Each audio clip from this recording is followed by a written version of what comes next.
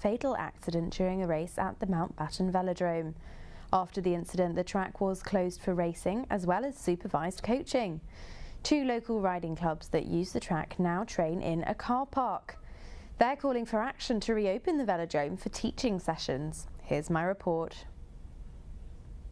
My name is Judah and I go to this cycling club on every Saturday.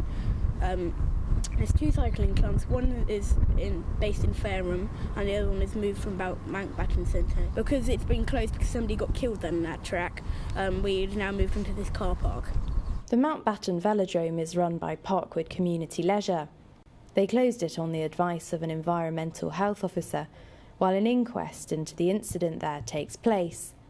In the meantime, clubs say the training for young cyclists is being compromised. It was a good course for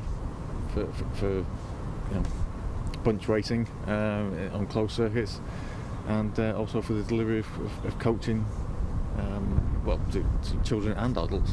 Not having the velodrome has meant we've struggled to find a traffic-free environment to deliver training to the younger children. They're new to the bike, and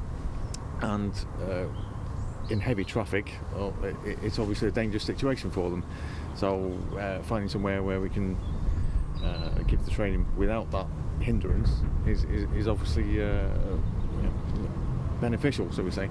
So without the velodrome at the Mountbatten Centre, we've not been able to give that sort of to the sort of standard that we would have with the velodrome, obviously.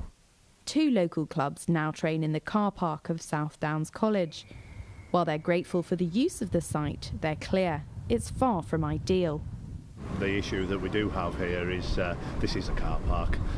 It's the only available training space that we have at the moment, while Mountbatten Centre is actually closed, which has been the best traffic-free asset for training children, youngsters, the under 18s that we have in the local area, and it's now 12 months since it's been closed.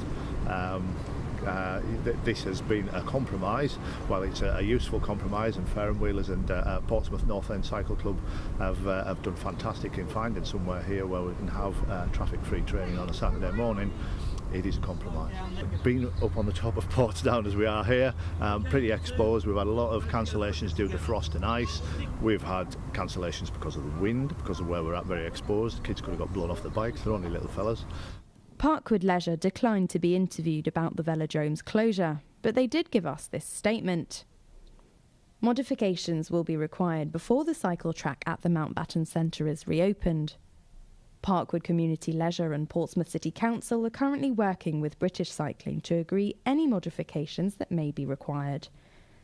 It is intended to progress the works as soon as possible, and it is anticipated the track will be reopened once the required modifications have been completed.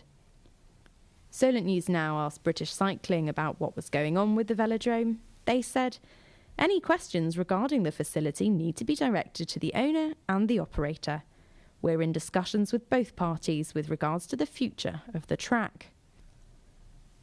Meanwhile, Portsmouth Council told us, the council owns Mountbatten Leisure Centre but doesn't operate it. The decision to close the track was made by the operator, Parkwood Community Leisure, and the decision to reopen it is one for Parkwood too. A senior figure at Parkwood Leisure did reveal to Solent News Now that they hope to reopen the track this summer. They said they were awaiting the coroner's inquest to move forward and couldn't give any details about what changes might be needed. Local cyclists insist that despite the accident, the logic behind the track's closure is flawed. The reason that we would like to see the velodrome open earlier than is anticipated at the moment is purely for training. That was a racing incident, and it's been looked at, and there are people who are looking into that. Yes, obviously you don't want to see children hurt, you don't want to see anyone hurt, but this is coaching, coach-led racing or coaching. These are qualified British cycling coaches. They know how to race safely, they know how to ride safely, and as you've seen earlier, a lot of the stuff that they're doing is slow speed or close contact or close quarters, and that's really to enhance their skills, and it's not about the high speed that may cause that sort of an incident again.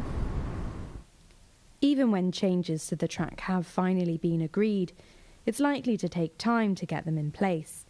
Local cycling enthusiasts are hoping the delay won't put the brakes on young people's involvement with the sport. Charlotte Beredny, Solent News Now.